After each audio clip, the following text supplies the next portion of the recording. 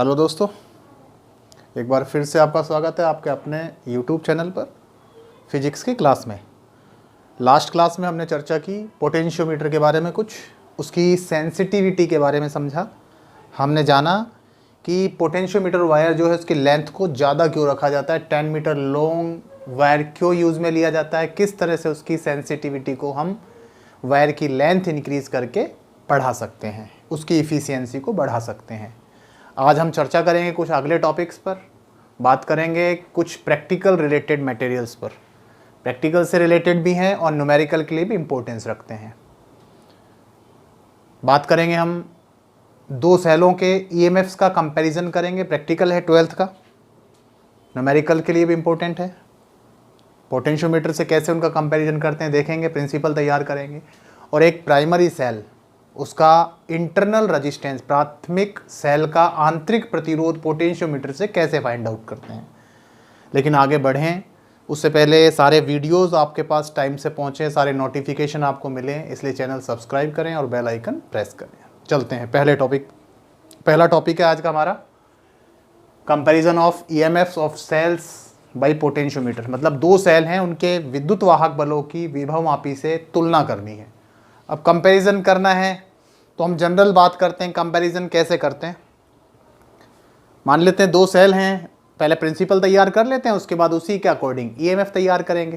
क्योंकि प्रिंसिपल जो क्या कहता है कि एक अननोन सेल है, उसका ईएमएफ अगर पोटेंशियोमीटर से मेजर करना है तो उसको बैलेंस करें। अगर बैलेंसिंग लेंथ एल है और पोटेंशियल ग्रेडियंट आपको मालूम है तो अननोन का वैल्यू होगा E=XL। मतलब यहाँ से तो ये मालूम होना जरूरी है पोटेंशियल ग्रेडियंट क्या है। लेकिन पहले इसका प्रिंसिपल बना लेते हैं कि कहीं कोई चेंज तो नहीं करना पड़ेगा अपने को। तो मान लेते हैं एक सेल है, उसका दो सेल हैं ये E1 E2, इनका एक का EMF E1 है और वो पोटेंशियोमीटर वायर जो है उस पर L1 लेंथ पर बैलेंस हो रहा है, उसके लिए बैलेंसिंग लेंथ L1 है। तो प्रिंसिपल क्या कहता है, E1 का वैल्यू क्या होगा, अगर पोटेंशियल ग्रेडियंट x है तो E1=XL1। ऐसे दूसरे को बैलेंस करते हैं, उसका EMF E2 है और उसकी बैलेंसिंग लेंथ L2 है, तो E2 क्या आएगा, XL2। कंपैरिजन का मतलब उनका रेशो, तो यहाँ दोनों को डिवाइड कर देते हैं, दोनों इक्वेशंस को। E1/E2 क्या आ रहा है, x से x कैंसिल हो जाएगा, L1/L2। मतलब ये प्रिंसिपल दिखा रहा है अगर दो सेलों का कंपैरिजन करेंगे तो उनके EMF का जो रेशो है वो उनकी बैलेंसिंग लेंथ जो है उनके रेशोज के इक्वलेंट होगा। मतलब सिंपली रेशो जो है उनका जो अनुपात है वो संतुलन लंबाइयों पर, बैलेंसिंग लेंथों पर डिपेंड है। कहीं भी अपने को पोटेंशियल ग्रेडियंट इसमें फाइंड आउट नहीं करना। तो मतलब स्टैंडर्डाइजेशन की अपने को कंपैरिजन में रिक्वायरमेंट नहीं है, उसकी जरूरत हमें नहीं पड़ रही कि मानकीकरण हम करें, तो विभव प्रवणता नहीं निकालना पड़ेगा अपने को डायरेक्ट। तो सर्किट आपको दिखाया है, प्रैक्टिकल भी है, ये कैसे करेंगे प्रैक्टिकल के अकॉर्डिंग तो वो बात की बात है। पहले ये देख लेते हैं।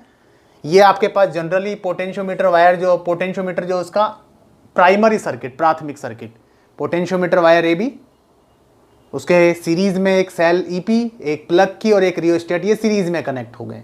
जैसे ही यहाँ प्लग लगाएंगे ये सारा आपके पास जो पोटेंशियल है इस वायर पर फैल जाएगा और आपके पास लंबाई के साथ बदलने वाला, मतलब एक ज्ञात और लंबाई के साथ परिवर्ती, नॉन और variable with the length of the wire, एक पोटेंशियल यहाँ क्रिएट होगा। अब जिनका कंपैरिजन करना है, मैंने बताया था प्रिकॉशंस में क्या प्रिकॉशंस रखने हैं। दोनों सेल हैं, दोनों के प्लस टर्मिनल A एंड पर जा रहे हैं, दोनों के माइनस। ये XYZ जो आपको दिख रहा है यहाँ XYZ, ये 2 वे की है। 2 वे की एक ऐसी की है जिसको आपको पहले सर्किट में जोड़ना है, एक बार में एक को आप जोड़ सकते हैं। तो XYZ एक 2 वे की है, इसका माइनस और इसका माइनस इस 2 वे की के दोनों एंड्स के टर्मिनल पर, और बीच वाला जो एंड है वो गैल्वेनोमीटर से कनेक्ट करके स्लाइडिंग की J से, जोकी से कनेक्ट कर देते हैं। अब करना क्या है, मेथड प्रैक्टिकल का ध्यान रखना है।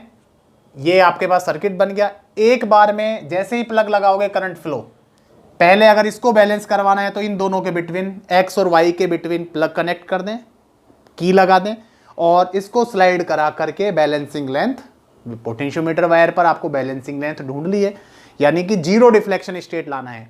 जब ये बैलेंस होगा तो गैल्वेनोमीटर में 0 हो जाएगा। अविक्षेप बिंदु विधि पर आधारित है, तो यहाँ कनेक्ट करके स्लाइडिंग की को उस 10 मीटर वाले वायर पर चलाना है। जहाँ वो बैलेंस हो जाए उस पॉइंट की पॉइंट ए से डिस्टेंस मेजर कर लेनी है, वो उसका बैलेंसिंग लेंथ होगा। तो वो आपने L1 दिखाया, तो पहले यहाँ लगाकर L1 फाइंड आउट कर लेंगे।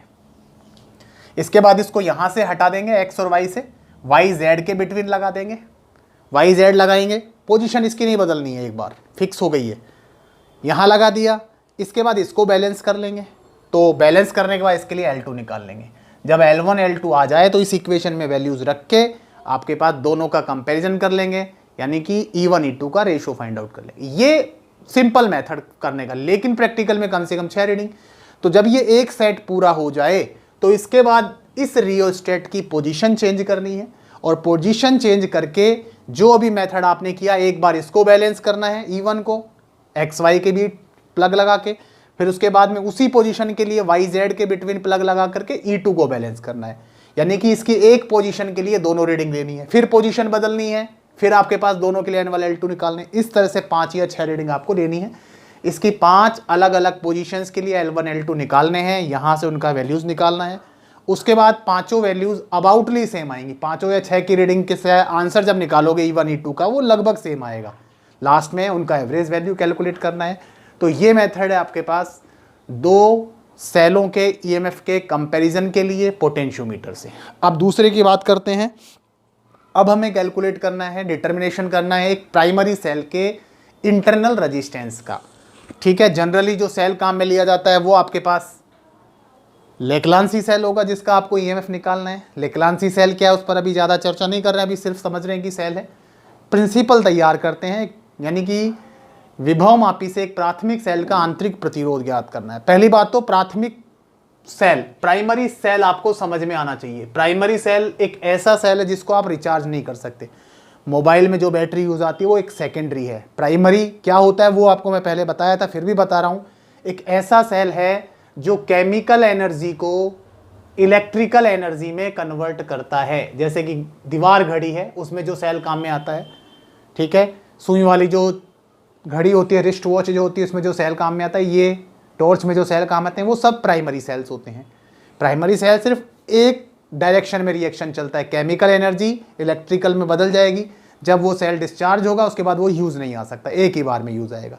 तो इंटरनल रेजिस्टेंस भी अपने को समझ में आए। मैंने बताया था कोई भी सेल जो है, जब उसको हम सर्किट में करंट फ्लो करते हैं, जैसे कि ये सेल आपने सर्किट में जोड़ा, जैसे ही यहाँ प्लग लगाएंगे तो करंट फ्लो शुरू होगा।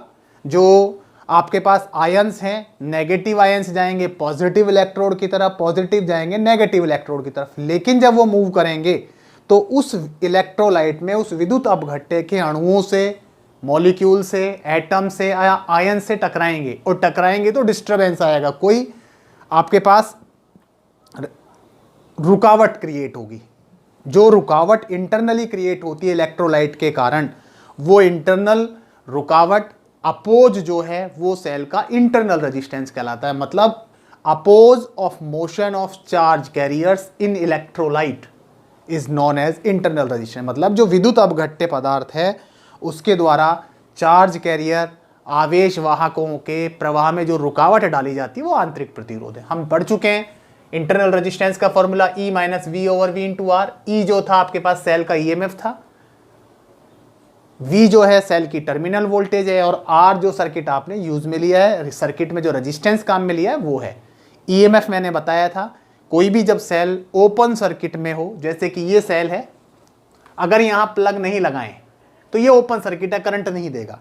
इस कंडीशन में इसके इलेक्ट्रोड जो है उनके बिटवीन पोटेंशियल मेजर कर लें। जब कोई सेल ओपन सर्किट में करंट फ्लो नहीं कर रहा है तो उसके इलेक्ट्रोडों के बिटवीन जो पोटेंशियल होगा, पोटेंशियल डिफरेंस होगा, वो आपका ईएमएफ कहलाएगा। जैसे ही यहाँ आप ऑन करेंगे स्विच, इस कंडीशन में फिर ये बदल जाएगा। मान लो शुरुआत में 1.5 था, तो ओपन में 1.5 होता है।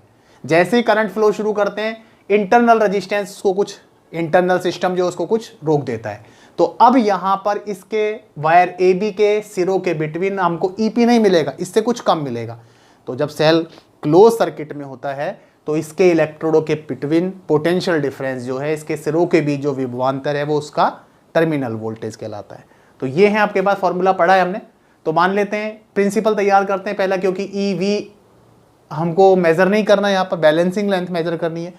तो मान लेते हैं कि सेल जो है उसका EMF, जिस सेल का इंटरनल रेजिस्टेंस निकालना, उसका ईएमएफ ई जो है वो पोटेंशियोमीटर वायर की L1 लेंथ पर बैलेंस होता है और पोटेंशियल ग्रेडियंट x है तो E1 क्या आएगा, XL1।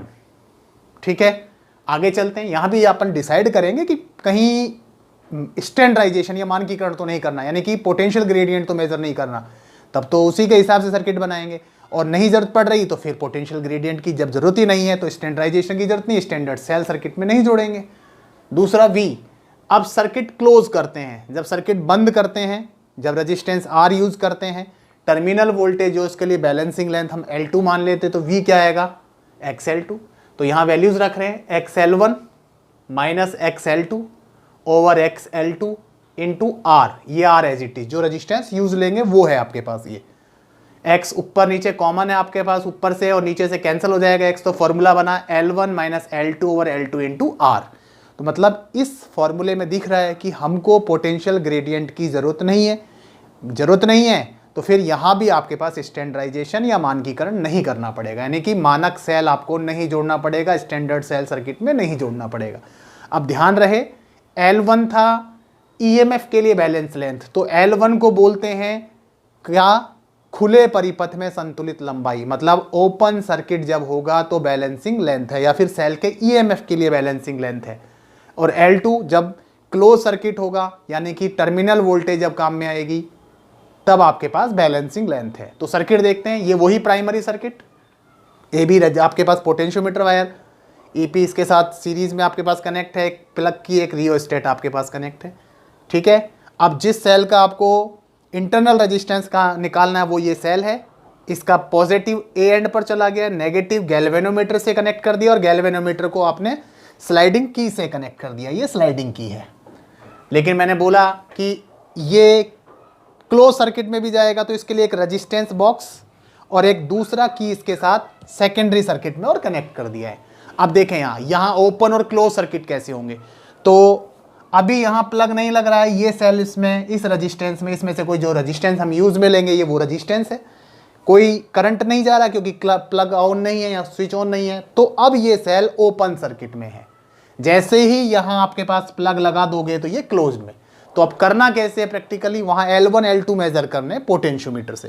तो सबसे पहले यहाँ प्लग लगाया, प्लग लगाएंगे, करंट फ्लो शुरू, इस वायर पर इसके कारण एक वोल्टेज डेवलप हो जाएगी जो कांस्टेंट है, कांस्टेंट नहीं मतलब हर एक यूनिट लेंथ पर कांस्टेंट है, और दूसरा लेंथ के साथ वेरिएबल है। ठीक है, मतलब कांस्टेंट से मतलब आपके पास नॉन है, पहले से नॉन है, और लेंथ के साथ वेरिएबल है, मतलब ज्ञात और लंबाई के साथ परिवर्ती विभवांतर इस वायर पर आ गया। अब उससे कंपैरिजन करेंगे इसका। तो पहले ओपन सर्किट, ओपन सर्किट कैसे, यहां रेजिस्टेंस है, यहां प्लग नहीं लगा हुआ, जब इसमें प्लग नहीं लगा हुआ है तो ये ओपन सर्किट है। ओपन सर्किट है तो सबसे पहले सिर्फ ये कोई यूज में नहीं आ रहा है, इसको बैलेंस कर लेते हैं। ठीक है, इसको बैलेंस करेंगे तो इसके लिए बैलेंसिंग लेंथ निकाल लेंगे, वो L1 आ गया।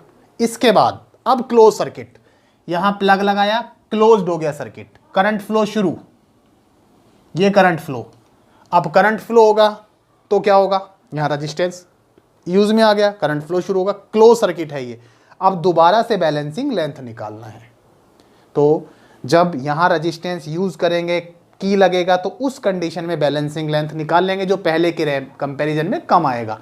यहां यूज करेंगे L1 L2 और R का वैल्यू और सॉल्व कर लेंगे। लेकिन प्रैक्टिकल करना है, प्रैक्टिकली आपके पास ओपन सर्किट की ये जो रीडिंग थी आपके पास, जब क्लोज आपके पास ओपन सर्किट है तो देखो ओपन सर्किट तो एक ही रीडिंग आएगी, मतलब आपको 5 रीडिंग लेनी है, 6 रीडिंग लेनी है, ओपन सर्किट की रीडिंग एक रहेगी। लेकिन यहाँ रियोस्टेट फिर आपको नहीं छेड़ना है।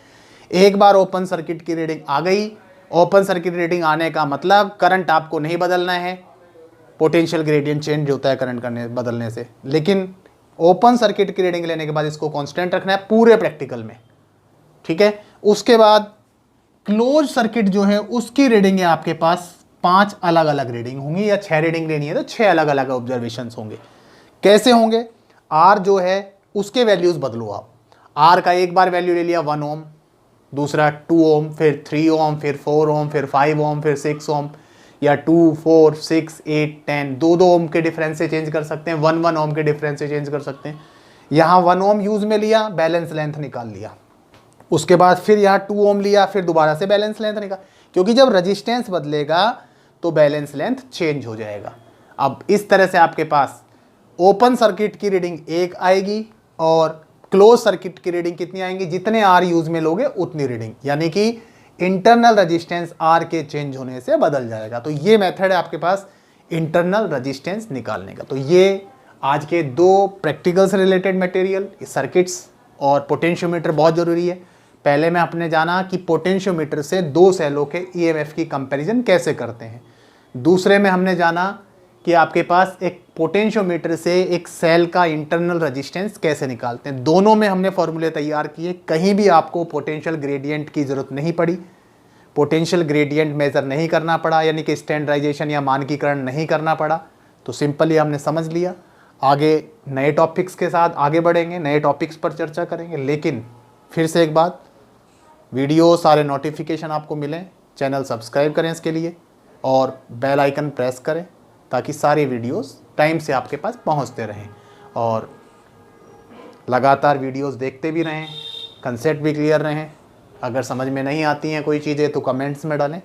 अगले क्लास में फिर से मुलाकात होगी एक नए टॉपिक के साथ, कुछ नए प्रैक्टिकल्स पर चर्चा करेंगे। धन्यवाद।